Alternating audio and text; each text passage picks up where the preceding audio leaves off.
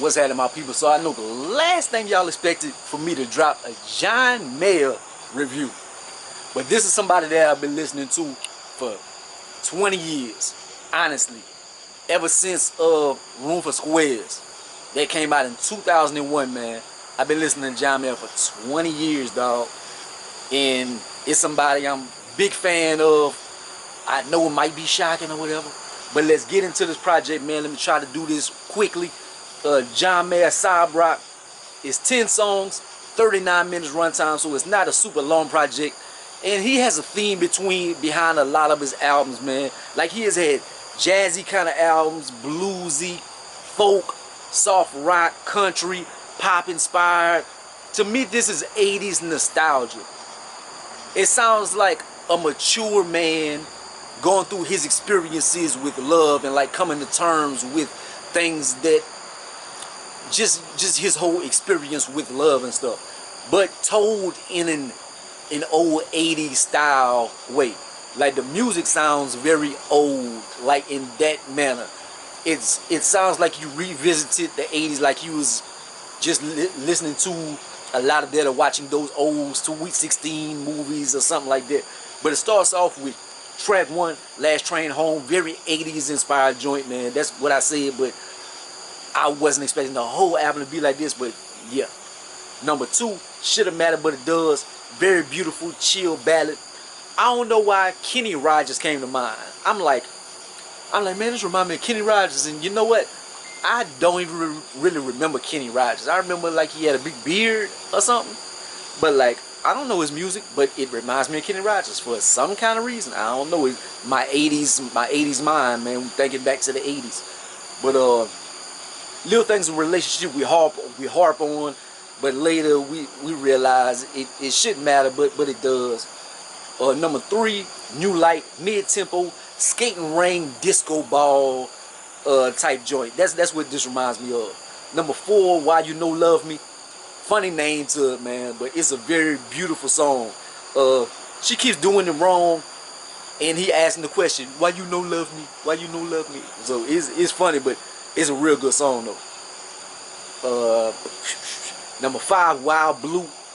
He out here in the world, he exploring and stuff, and pretty much he found himself when he lost her. He lost her, so he had to go out into the world, and he found himself. Number 6, Shot in the Dark, mid-tempo, large record, man. This is a big song. Love is chance, like no pun intended, but we got to go out on faith sometimes, so a shot in the dark. Number 7, I guess I just feel like, kind of reminds me of Paradise Valley, John Mayer, like off that project, so it doesn't sound too much 80s like the other ones. Number 8, Till the Right One Comes, bright sounding record, borderline country. He gonna be patient in his pursuit of love. Number 9, Carry Me Away. Really love this one right here. Another grand record. This woman has a lot going on. She has faults. She's spontaneous, but she makes him feel alive and stuff. So Carry Me Away. Number 10, All I Want Is to Be With You. Sounds like an old western type joint.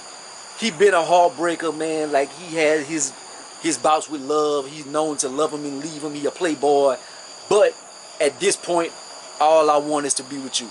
So that is the project right there. I've tried to go through each and every song. I very much enjoy this project, man. Like, it's 80 inspired. Like, I'm not a big 80s music fan, like, but it's John Mayer, and he has a lot of nice ballads and stuff on here. I love the ballads, especially by John Mayer. This isn't like one of my favorite projects. Like, my favorite projects from is Battle Studies,